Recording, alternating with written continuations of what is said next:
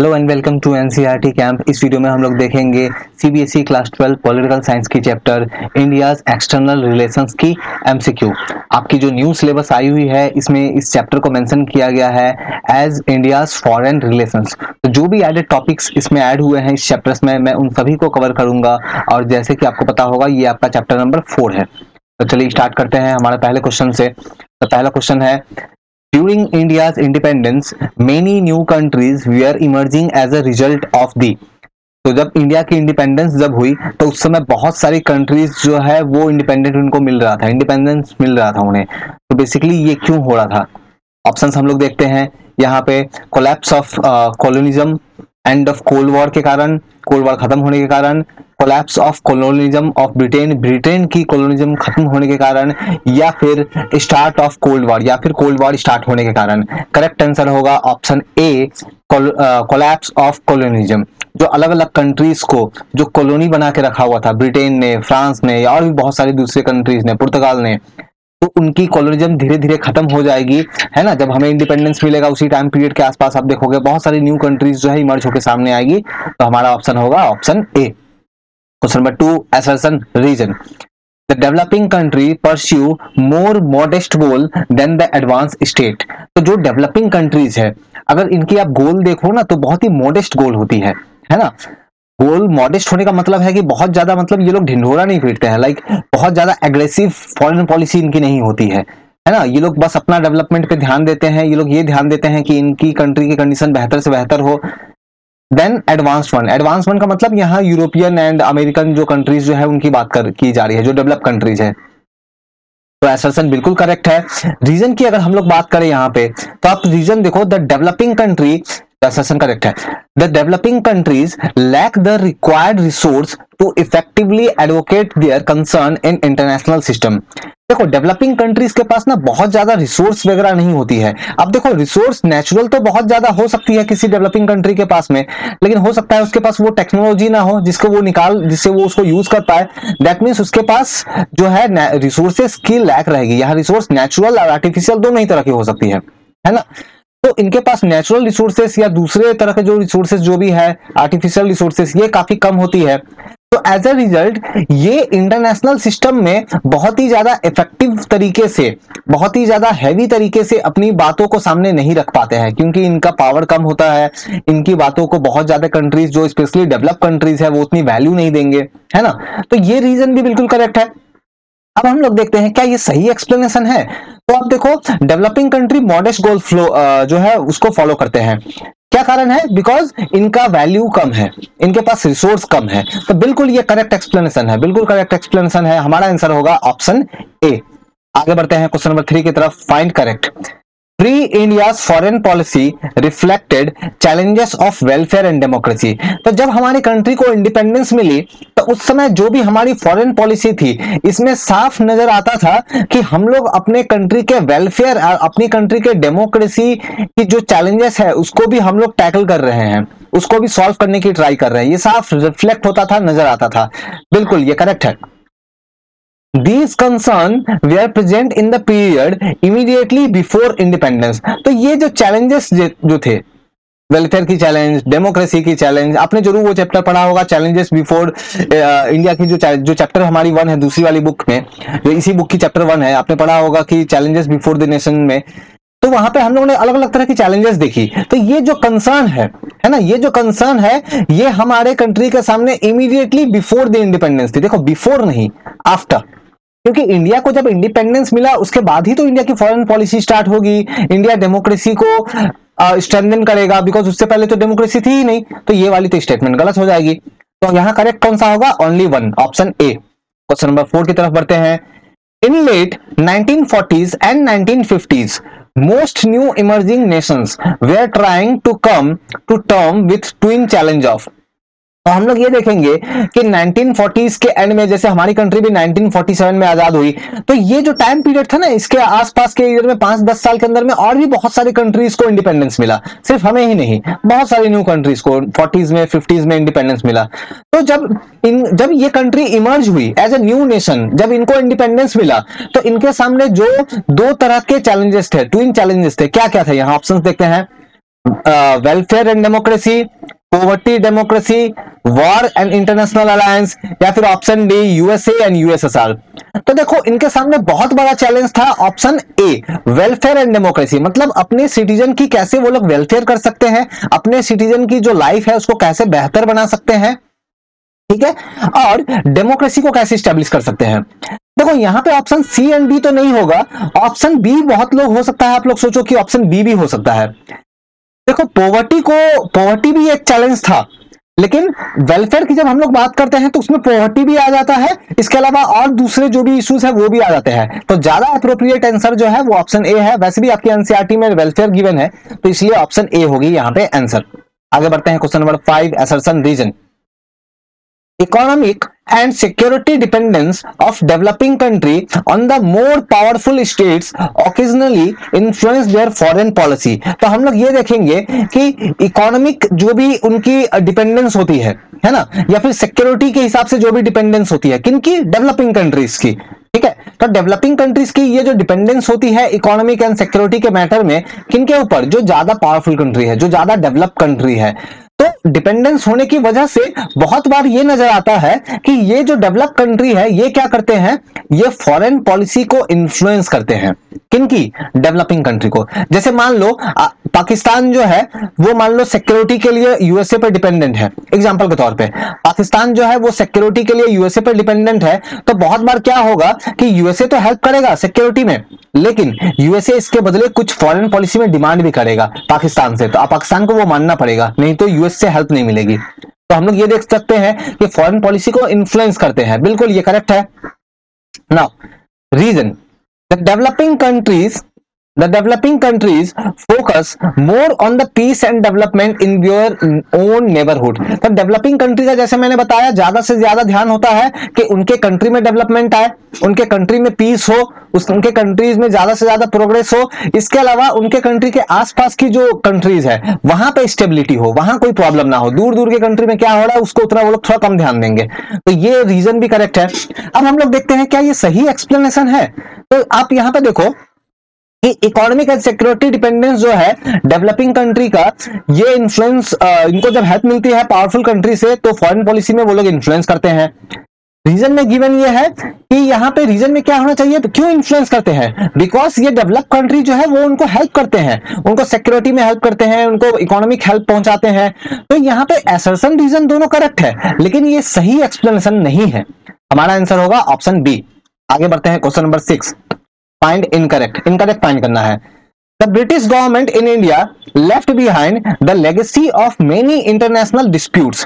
तो जब ब्रिटिशर्स जो हमारे कंट्री से जब गए तो जाने के तो चले गए, लेकिन बहुत सारे डिस्प्यूट्स हमारे कंट्री में छोड़ के चले गए, बहुत सारे इंटरनेशनल डिस्प्यूट्स, जैसे पाकिस्तान के साथ हमारा इशू चल रहा है, चाइना के साथ इशू चल रहा है, तो इस तरह के बहुत सारे इशूज को छोड़ के चले गए, है ना। तो ये बिल्कुल करेक्ट है।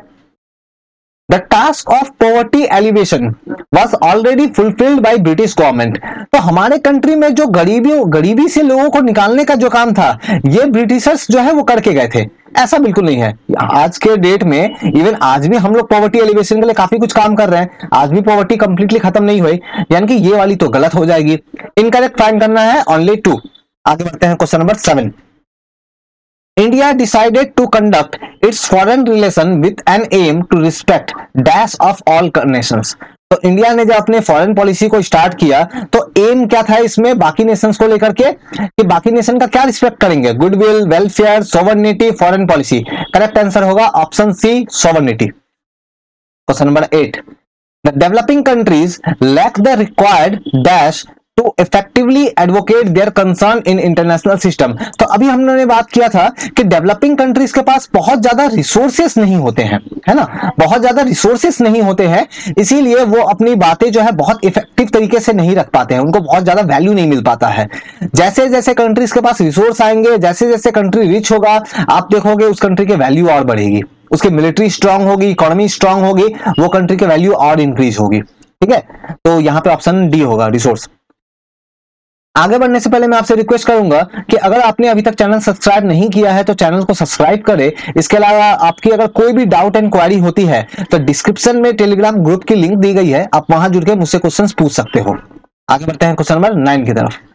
फाइंड इनकरेक्ट, इनकरेक्ट फाइंड करना है हमें यहाँ पे। तो स्टेटमेंट देखते हैं, India decided to conduct it foreign policies with an aim to respect sovereignty of all nations. बिल्कुल ये करेक्ट है। इंडिया ने जब अपनी फॉरेन पॉलिसी स्टार्ट की तो इंडिया ने डिसाइड किया कि ये रिस्पेक्ट करेगी सोवरेनिटी को, सभी कंट्रीज की। अच्छा, अगर आपको पता है सोवरेनिटी वर्ड का मतलब क्या है तो आप मुझे कमेंट करके बताना, तो अगर आपको पता है तो। दूसरा स्टेटमेंट देखते हैं, ये तो करेक्ट हो गई। India decided to achieve security through maintenance of strong military, नहीं स्ट्रांग मिलिट्री नहीं, थ्रू पीस। इंडिया ने ट्राई किया कि सिक्योरिटी अचीव करेंगे कैसे, मेंटेनेंस करेंगे क्या, पीस। तो यानी कि ये वाली गलत हो जाएगी। Directive principle of state policy is silent on foreign policy, नहीं ये भी गलत है। Directive principle of state policy में हमें जो है फॉरेन पॉलिसी को लेकर के भी कुछ मेंशंस जरूर मिलता है, तो ये भी गलत हो जाएगी। इनकरेक्ट फाइंड करना है, कौन सी इनकरेक्ट होगी, 2 और 3, ऑप्शन ए। आगे बढ़ते हैं, find correct. International environment influence the foreign policy of a nation. तो किसी भी कंट्री की फॉरेन पॉलिसी जो है उसको इंटरनेशनल इन्वायरमेंट जो है उसे इन्फ्लुएंस करती है। इंटरनेशनल इन्वायरमेंट का मतलब है कि इंटरनेशनल कंट्रीज में क्या हो रहा है, अलग कौन सी कंट्री किससे फ्रेंडली है, किससे उनकी वॉर चल रही है, तो ये सब जो भी इश्यूज हो रहे हैं इन सब से किसी कंट्रीज का फॉरेन पॉलिसी जो है वो इन्फ्लुएंस होता है। बिल्कुल ये करेक्ट है। Domestic environment does not influence the foreign policy of a nation. Country के अंदर क्या हो रहा है ये फॉरेन पॉलिसी को इन्फ्लुएंस नहीं करता है, नहीं ये गलत है। आप एग्जांपल देखो, हमारे कंट्री के अंदर में जब मान लो कभी हम लोग पाकिस्तान के साथ में, हम पाकिस्तान वाले जब हमारे बॉर्डर पे फायरिंग वगैरह करते हैं तो हम लोग प्रोटेस्ट करते हैं पाकिस्तान वालों के अगेंस्ट, और एज अ रिजल्ट हमारी फॉरेन पॉलिसी फिर क्या होती है कि पाकिस्तान वालों से बात नहीं करेंगे, क्रिकेट नहीं खेलेंगे। तो डोमेस्टिक इन्वायरमेंट भी इन्फ्लुएंस करती है, तो यानी कि ये तो गलत हो जाएगी। करेक्ट कौन सा है, ओनली 1। आगे बढ़ते हैं, question number 11, assertion reason. In the period immediately after the Second World War, many developing nations choose to support the foreign policy preference of the powerful country. तो सेकेंड वर्ल्ड वॉर जब खत्म हुआ है ना, after the second world war हम लोग देखेंगे कि बहुत सारे डेवलपिंग कंट्रीज है वो किसी ना किसी ग्रुप को ज्वाइन कर रहे थे, है ना। उनकी फॉरेन पॉलिसी की प्रेफरेंस क्या थी कि किसी ना किसी पावरफुल कंट्री, जैसे उस समय कोल्ड वॉर चल रहा था तो यूएसए या फिर यूएसएसआर वाली दोनों में से किसी एक ब्लॉक को ज्वाइन कर लो, है ना। तो ये सही था। Powerful country were giving them aid and credit, बिल्कुल ये रीजन बिल्कुल सही है कि जब ये कंट्रीज ज्वाइन कर रहे थे तो उनको बहुत सारा हेल्प मिल रहा था, है ना, बहुत सारे क्रेडिट्स मिल रहे थे, लोन्स मिल रहे थे, और रीजन बिल्कुल करेक्ट है। हमारा आंसर होगा ऑप्शन ए। आगे बढ़ते हैं, question number 12, developing country focus more on dash in their own neighbourhood. तो डेवलपिंग कंट्रीज जो है वो ज्यादा से ज्यादा फोकस करती है किन चीजों पे, पीस एंड डेवलपमेंट, अपने नेबरहुड में पीस एंड डेवलपमेंट पे फोकस करती है। आगे बढ़ते हैं, question number 13, find incorrect. The end of the cold war change the context of international relations entirely. तो जब कोल्ड वॉर खत्म होगा, देखो कोल्ड वॉर से पहले दो ग्रुप था, एक था यूएसए वाला, एक था यूएसएसआर वाला। तो कुछ कंट्री ने यूएसए ग्रुप को ज्वाइन किया, कुछ कंट्री ने यूएसएसआर ग्रुप को ज्वाइन किया। लेकिन जब कोल्ड वॉर खत्म हो गया तब तो यूएसएसआर नहीं रहा, तो यूएसएसआर के ग्रुप को जिन कंट्रीज ने ज्वाइन किया था अब उनका क्या, उनको कौन बचाएगा यूएसए से। तो इंटरनेशनल रिलेशंस में काफी कुछ चेंजेस हुआ, बिल्कुल ये करेक्ट है। When India achieved its freedom and started framing its foreign policy, Cold War was just beginning and the world was getting divided into two camps. तो जब इंडिया इंडिपेंडेंट हुआ, कब, 1947। कोल्ड वॉर वगैरह कब से स्टार्ट होगा, second world war जब and होता है 1945, इसके बाद से स्टार्ट होगा। तो ये दोनों इवेंट जो है लगभग साथ में ही चल रही थी, और वर्ल्ड उस समय दो कैंप में डिवाइडेड था, दो ग्रुप में डिवाइडेड था, ये भी सही है। तो इनकरेक्ट कौन सा है, कोई भी नहीं, नन ऑफ दिस। आगे बढ़ते हैं क्वेश्चन नंबर 14 की तरफ। इंडिपेंडेंस कंसिस्ट फंडामेंटली, अच्छा ये यहाँ पे दो स्टेटमेंट गिवन है, आपको बताना है इनमें से कौन सा स्टेटमेंट नेहरू जी ने दिया था, जवाहरलाल नेहरू जी ने दिया था।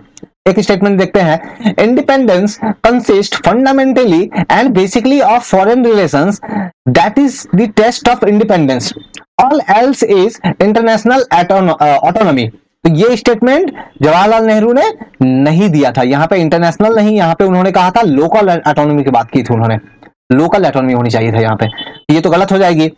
दूसरा स्टेटमेंट देखते हैं, once foreign relation go out of your hand into the charge of somebody else to that extent and in that measure you are not independent. तो ये जो स्टेटमेंट है, ये स्टेटमेंट बिल्कुल जवाहरलाल नेहरू ने दिया था, तो आंसर होगा ओनली 2। आगे बढ़ते हैं question number 15। Which article of Indian Constitution lay down some directive principle of state policy on promotion of international peace and security?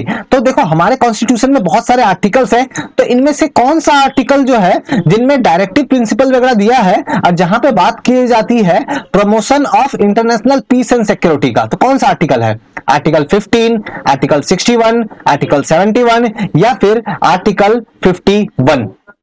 अच्छा एक काम करो, ये वाला आंसर आप लोग मुझे बताओ तो, बहुत ही इजी सा है। चलो मैं एक काम करता हूं, option B and option C चलो काट देता हूं, ए एंड डी में से कोई एक है, आप मुझे बताओ। अब फिर भी अगर आपको आंसर पता नहीं चलती है तो आप ग्रुप में, आप टेलीग्राम ग्रुप में ऐड हो जाना, वहां पे मैं आपको बता दूंगा इसकी आंसर, ठीक है।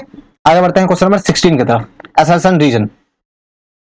Jawaharlal Nehru exercised profound influence in the formation and implementation of Indian foreign policy from 1946 to 1962। तो हम लोग ये देखेंगे जवाहरलाल नेहरू जो है ये बहुत ज्यादा इनका इन्फ्लुएंस होगा किन चीजों में? और फॉरेन पॉलिसी को बनाने में और उनको इंप्लीमेंट करने में। कब से कब तक? 1946 से 1962 तक। ये गलत है, 1962 नहीं 1964 तक थे, है ना, तो 1964 होगा यहाँ पे आंसर, ठीक है। तो ये वाली असर्शन तो गलत हो जाएगी। रीजन देखते हैं, He was both prime minister and foreign minister of India after the independence. हाँ बिल्कुल ये करेक्ट है कि वो बिल्कुल प्राइम मिनिस्टर थे, फॉरेन मिनिस्टर थे, इसी कारण से उनका बहुत ज्यादा इन्फ्लुएंस था किन चीजों में? फॉरेन पॉलिसी में, है ना, फॉरेन पॉलिसी में बहुत ज्यादा इन्फ्लुएंस था। यहाँ पे बस 4 अगर होता तो दोनों करेक्ट होता और ये सही एक्सप्लेनेशन होता, लेकिन यहाँ पे 4 नहीं है, 2 है, तो असर्शन रॉन्ग है, रीजन करेक्ट है, तो हमारा आंसर होगा ऑप्शन डी। आगे बढ़ते हैं question number 17। Find correct. The Indian national movement was an isolated process. देखो इंडिया में जब नेशनल मूवमेंट चल रहा था तो ये क्या सिर्फ इंडिया में चल रहा था? वर्ल्ड के किसी और कंट्री में या किसी और रीजन में इस तरह की मूवमेंट नहीं हो रही थी? नहीं, अलग अलग जगह पे इस तरह की काफी सारे मूवमेंट हो रही थी, तो ये एक आइसोलेटेड प्रोसेस नहीं था, ये गलत होगा, है ना। वर्ल्ड के दूसरे कंट्रीज में भी जो है इस तरह की प्रॉब्लम इश्यूज जो है वो चल रहे थे, अलग अलग मूवमेंट एशिया में, अफ्रीका में इस तरह के मूवमेंट चल रहे थे। तो ये जो इंडियन नेशनल मूवमेंट है ये क्या था? It was a part of world wide struggle against capitalism and imperialism. तो ये जो प्रोसेस चल रहा था इंडियन नेशनल मूवमेंट, ये बेसिकली एक स्ट्रगल था, वर्ल्ड वाइड एक स्ट्रगल था अगेंस्ट कैपिटलिज्म एंड इंपीरियलिज्म। ये भी गलत है, कैपिटलिज्म नहीं कोलोनिज्म, है ना, कोलोनिज्म। अलग अलग कंट्रीज ने कॉलोनीज बना के रखी हुई थी, है ना, वर्ल्ड के अलग अलग पार्ट में, स्पेशली एशिया में, अफ्रीका में, तो उसके अगेंस्ट ये स्ट्रगल चल रहा था। तो यहाँ पे कैपिटलिज्म नहीं कोलोनिज्म होना चाहिए था। तो करेक्ट कौन सा है? कोई भी नहीं, ऑप्शन डी। आगे बढ़ते हैं question number 18। Find correct. The Indian national movement influence the liberation movement of many Asian and African countries. So India में जो नेशनल मूवमेंट हुई इसने बहुत सारे एशियन एंड अफ्रीकन कंट्रीज में जो लिबरेशन की मूवमेंट थी वहां पे भी जो नेशनल मूवमेंट थी उसको इन्फ्लुएंस किया। बिल्कुल ये करेक्ट है। Prior to India independence, there were no contact between the nationalist leader of India and those of other colonies। तो देखो हमारे कंट्री में इंडिपेंडेंस को लेकर स्ट्रगल चल रहा था, ऐसी ही स्ट्रगल एशिया में और अफ्रीका में अलग अलग कंट्रीज में चल रही थी। तो वहां के जो लीडर थे और हमारे कंट्री के जो लीडर थे इनके बीच में प्रॉपर कॉन्टेक्ट था, ये लोग एक दूसरे से कम्युनिकेट कर रहे थे, एक दूसरे से चीजें सीख रहे थे। तो यहाँ पे देखो नो कॉन्टेक्ट बोला है, गलत हो जाएगा ये। All Asian and African colonies were in their common struggle against colonialism and imperialism of Britain। तो जितने भी एशिया में, अफ्रीका में कॉलोनीज थे वो एक कॉमन स्ट्रगल फाइट कर रहे थे, कॉलोनिज्म एंड इंपीरियलिज्म, किसकी? ब्रिटेन के अगेंस्ट। ये गलत है। देखो ब्रिटेन तो था लेकिन ब्रिटेन के साथ और भी दूसरे कंट्रीज भी थे, तो यहाँ पे सिर्फ ब्रिटेन बोलना गलत हो जाएगा, है ना, क्योंकि यहाँ पे देखो ऑल बोला हुआ है। तो यहाँ पे ब्रिटेन के साथ में फ्रांस भी था, ब्रिटेन के साथ में पुर्तगाल था और भी दूसरे कंट्रीज थे, तो ये भी गलत हो जाएगी। तो यहाँ पे करेक्ट कौन सा है? Only 1, option A. आते हैं question number 19। Directive principle of state policy is a part of. तो जो directive principle of state policy है, बहुत बार शॉर्ट में ना इसको डीपीएसपी बोलते हैं, है ना, डीपीएसपी याद रखना है आपको। तो डीपीएसपी तो ये पार्ट है इंडियन फॉरेन पॉलिसी का, इंडियन कॉन्स्टिट्यूशन का, यूनाइटेड नेशन के चार्टर का, या फिर इंडियन पिनल कोड जिसको हम लोग आईपीसी बोलते हैं बहुत बार शॉर्ट में। तो इसका पार्ट है ये। आंसर होगा ऑप्शन बी, इंडियन कॉन्स्टिट्यूशन का। Question number 20। Find correct. The creation of Indian National Army by Netaji Subhash Chandra Bose was done during First World War। तो ये फर्स्ट वर्ल्ड वॉर के दौरान देखेंगे कि आईएनए का फॉर्मेशन जो है उसमें काफी इंपॉर्टेंट रोल प्ले करेंगे सुभाष चंद्र बोस। गलत है, ये फर्स्ट नहीं, सेकेंड वर्ल्ड वॉर के टाइम में ये हुआ था। नो, दूसरा स्टेटमेंट देखते हैं। It was the clearest manifestation of the linkage establish between India and other नाम countries during the formation of struggle. तो ये जो फॉर्मेशन हुआ था आईएनए का, ये साफ दिखाता था कि इंडिया और बाकी सारे नाम की जो कंट्रीज थे, नॉन अलाइंड मूवमेंट वाली जो कंट्रीज थी, उनके बीच में एक तरह का लिंकेज था, एक तरह का कनेक्शन था, ये साफ दिखाता था। ये भी गलत हो जाएगी। नाम वगैरह तो बाद में आएगा, है ना, ये तो बात हो रही है सेकंड वर्ल्ड वॉर की, इस टाइम के बाद हो रही है। नाम तो काफी बाद में आएगा। ये एक्चुअली लिंकेज दिखाता है कि जो लोग इंडिया में रहने वाले लोग थे वो, और जो ओवरसी इंडियंस है ना, जो ओवरसीज इंडियंस है, मतलब जो विदेशों में रहने वाले जो इंडियंस है ना, तो इंडिया में रहने वाले इंडियंस और बहुत सारे ऐसे इंडियंस हैं जो विदेश में रहते हैं, वहां पे सेटल हो गए हैं, तो उनके बीच में एक तरह के लिंकेज को दिखाता है ये। तो यहाँ पे ये होना चाहिए था, तो ये तो गलत है, ये भी गलत है। करेक्ट कौन सा है? कोई भी नहीं, none of this, option D. आगे बढ़ते हैं, क्वेश्चन नंबर 21, असर्शन रीजन। तो यहाँ पे असर्शन को हम लोग देखते हैं सबसे पहले। The noble ideals that inspired India's struggle for freedom influenced the making of its foreign policy। तो देखो, हमारी जो फ्रीडम की स्ट्रगल थी, इसमें बहुत सारे जो आइडियल्स जो थे, जो बहुत बड़े बड़े लीडर्स थे, B.R. अम्बेडकर, महात्मा गांधी, सुभाष चंद्र बोस, जवाहरलाल नेहरू और भी बहुत सारे लीडर्स। तो ये जो लीडर्स जो थे, इनका इन्फ्लुएंस हमें नजर आता है इंडिया की फॉरेन पॉलिसी में, है ना। इनका जो स्ट्रगल रहा फ्रीडम को लेकर के, तो इस कारण से हम लोग देखते हैं कि ये लोग काफी इन्फ्लुएंस दिखाएंगे in making the foreign policy of India. बिल्कुल ये करेक्ट है। रीजन देखते हैं क्या कारण है इसका। The foreign policy of a nation always reflects the conflict of domestic and external factors. तो जो फॉरेन पॉलिसी किसी भी कंट्री की होती है, वहां पे हमेशा हम लोग देखेंगे कि कंफ्लिक्ट होगा, जो डोमेस्टिक फैक्टर्स है और इंटरनेशनल फैक्टर्स है, इन दोनों के बीच में कंफ्लिक्ट होगा। जब फॉरेन पॉलिसी को बनाने जाएंगे, है ना, फॉरेन पॉलिसी को जब बनाने जाएंगे तो डोमेस्टिक फैक्टर कुछ और बोलेगा और इंटरनेशनल फैक्टर, एक्सटर्नल फैक्टर कुछ और बोलेगा, और ये हमेशा हमें देखने को मिलता है।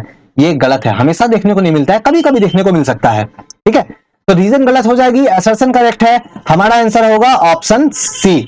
आगे बढ़ते हैं, क्वेश्चन नंबर 22, फाइंड इनकरेक्ट। तो इनकरेक्ट फाइंड करना है हमें यहाँ पे। तो देखते हैं, India's attainment of independence considered with the beginning of the cold war era. तो इंडिया की जो इंडिपेंडेंस हुई थी, उसी लगभग उसी टाइम के आसपास में हम लोग देखेंगे कि कोल्ड वॉर एरा जो है स्टार्ट होगी। बिल्कुल करेक्ट है ये, है ना। आपको अगर पता है तो कमेंट करके बताओ, कोल्ड वॉर एरा लगभग कब से स्टार्ट हुई, कब से कब तक चली। ठीक है, कमेंट करके बताना आप। तो ये वाली तो स्टेटमेंट करेक्ट है, हमें इनकरेक्ट चाहिए। This period was marked by political, economic and military confrontation at the global level between the two blocs led by superpower, the US and USSR। तो ये वो टाइम पीरियड था जिसमें हम लोग देखेंगे US एंड USSR एक दूसरे से कन्फ्रंट्रेशन कर रहे थे। कैसी? Political, economic and military confrontation कर रहे थे। ये बिल्कुल करेक्ट है। तो यहाँ इनकरेक्ट कौन सा है? कोई भी नहीं, ऑप्शन डी। हम लोग देखते हैं next, question number 23, find incorrect. तो यहाँ पे ऑप्शंस में से हमें जो है गलत वाली ऑप्शंस फाइंड करनी है। India's attainment of independence considered with. तो जब इंडिया का इंडिपेंडेंस हो रहा था तो उस समय इनमें से कौन सी इवेंट नहीं हो रही थी? Establishment of WTO, the creation of nuclear weapon, the emergence of communist China, the beginning of decolonisation. तो जब इंडिया का इंडिपेंडेंस हो रहा था तो इनमें से कौन सी ऐसी इवेंट है जो नहीं हो रही थी? ठीक है, लगभग नहीं हो रही थी, एकदम एग्जैक्ट ईयर नहीं, एक दो साल आगे पीछे आप मान सकते हो। तो कौन सी इवेंट नहीं हो रही थी? हमारा आंसर होगा option A, establishment of WTO। अच्छा, आपको अगर पता है तो आप ये सभी इवेंट की डेट बता सकते हो मुझे कि WTO कब स्टैब्लिश हुआ, न्यूक्लियर वेपन की क्रिएशन लगभग कब से स्टार्ट हुई, कम्युनिस्ट चाइना कब इमर्ज हुआ, और डीकोलोनाइजेशन की प्रोसेस। इसके लिए तो नहीं बोल सकते हैं, बाकी ऊपर के तीन के आप बता सकते हो। तो हमारा आंसर हो गया option A. Question number 24, assertion reason.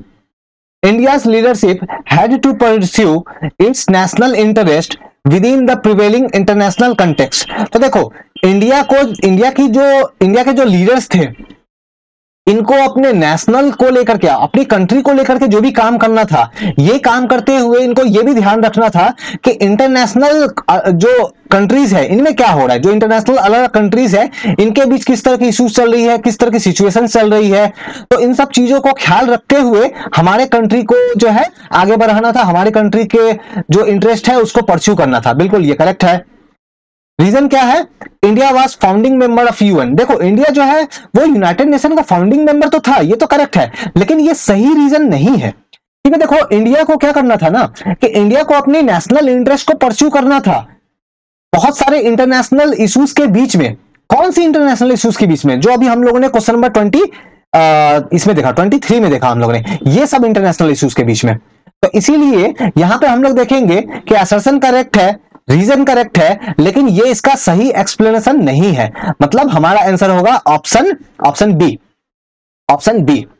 और हमारा लास्ट क्वेश्चन हम लोग देखते हैं, Who was our first foreign minister after the independence?